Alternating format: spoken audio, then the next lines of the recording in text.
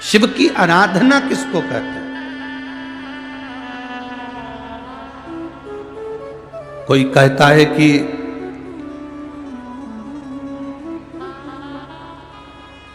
क्यों भटक रहे हो, क्यों जा रहे हो यहां वहां।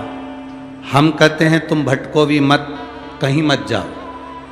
तुम्हारे घर के नजदीक में जो शंकर का शिवालय हो, तुम्हारे घर के नजदीक में जो शंकर का मंदिर हो, शिव मंदिर हो, शिवालय हो, उस शिवालय में जाकर एक लोटा जल प्रतिदिन चढ़ाना प्रारंभ करो।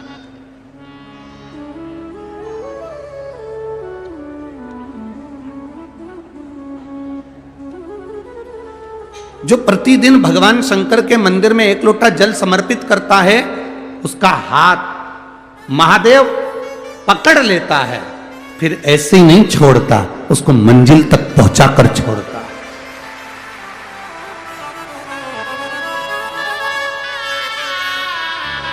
वो ऐसे ही नहीं छूट सकता।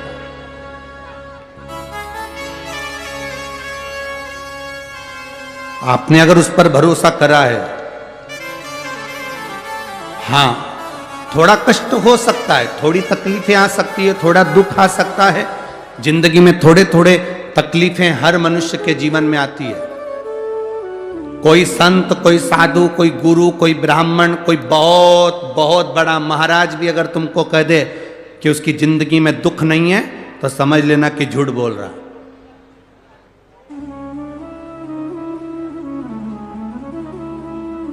मेरे राम जी महाराज भी इस पृथ्वी पर जन्मे तो उनकी जिंदगी में भी दुख आया। मेरे भगवान कृष्ण भी इस पृथ्वी पर जन्मे तो उनकी जिंदगी में भी दुख आया। माता जानकी भी इस पृथ्वी पर प्रगटी तो उनकी जिंदगी में भी दुख आया। राधा रानी भी इस पृथ्वी पर प्रगटी तो उनकी जिंदगी में भी दुख आया। संसार में अगर जन्म लिया है, मृत्यु लोक में अगर तुम पैदा हुए हो, पृथ्वी पर अगर तुम आए हो, तो तुम्हारी जिंदगी में दुख ये नहीं कि नहीं आएगा। हमारे पूर्व के कर्म के अनुसार हमारी जिंदगी में दुख, हमारी जिंदगी में तकलीफें आती है, पर वो दुख मिटेगा कैसे?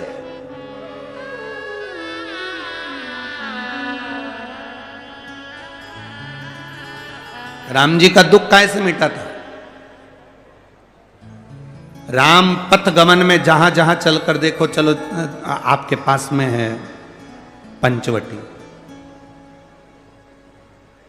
आपके पास में नासिक लगा हुआ है, पंचवटी लगी हुई। ये कथा 19 तारीख को पूर्ण हो जाएगी। 21 तारीख को नासिक में माता गोदावरी के तट पर पंचवटी में 5 दिवसीय कार्तिक महीने में कथा लोगों को श्रवण करने के लिए भक्तों को मिल जाएगी। आपके नजदीक में लगी है पंचवटी, चलो जाओ। जितने राम जी महाराज अयोध्या से लंका तक गए, उसके बीच में जितने राम जी के मंदिर नहीं है, उससे अधिक शंकर जी के मंदिर हैं। उसका कारण केवल एक है, राम जी जहां रुकते थे वहां शंकर भगवान के शिवलिंग की स्थापना करते थे, पूजन करते थे, और वहां से फिर आगे बढ़ते थे, फिर आगे बढ़ते थे, फिर आगे बढ़ते थे। बिना शंकर की आराधना के, बिना शंकर भगवान को एक लोटा जल चढ़ाए बिना मेरे राम जी महाराज आगे बढ़ते ही नहीं थे। भगवान कृष्ण के जीवन का चरित्र उठाकर देखो।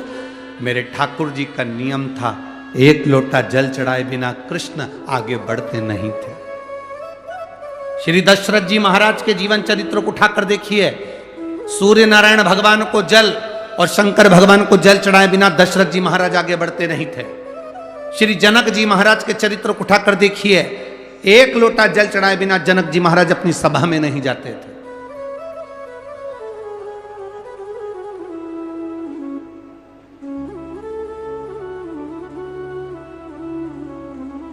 थोड़ी जिंदगी में तूफान आते हैं, कष्ट आते हैं, दर्द आता है, तकलीफें आती हैं,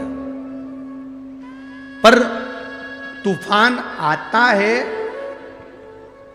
तो पता चलता है ना कि मजबूती कितनी है। अभी पता चला, चला कि नहीं चला? अरे बोलो तो जम के। पता चला ना कि मजबूती कितनी है। ये हवा चलती है, तूफान आता है, तब पता चलता है मजबूती कितनी है। उसी तरह दूसरे धर्म के लोग तुम्हें डिगाने के लिए आगे बढ़ते हैं, पर तुम्हारे भीतर का सनातन धर्म दिखा देता है कि मजबूती कितनी।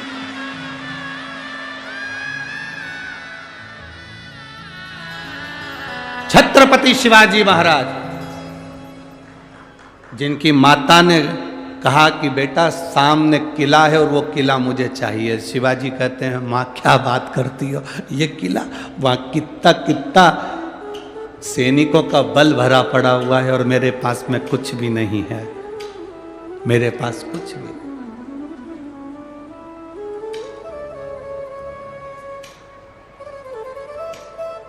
जीजाबाई के शब्द जब श्रवण किए, छत्रपति शिवाजी महाराज को छत्रपति का संबोधन स्वयं उनकी माता ने दिया है, स्वयं उनकी माता ने।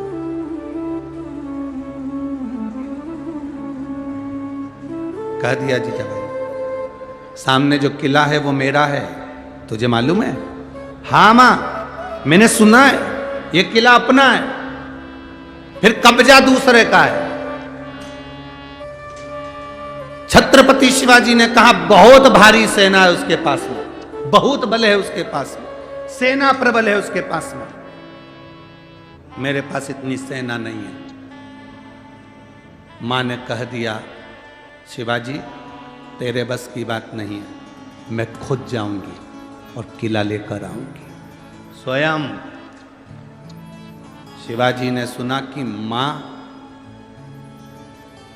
स्वयं किला लेने के लिए जा रही है, स्वयं किला। मां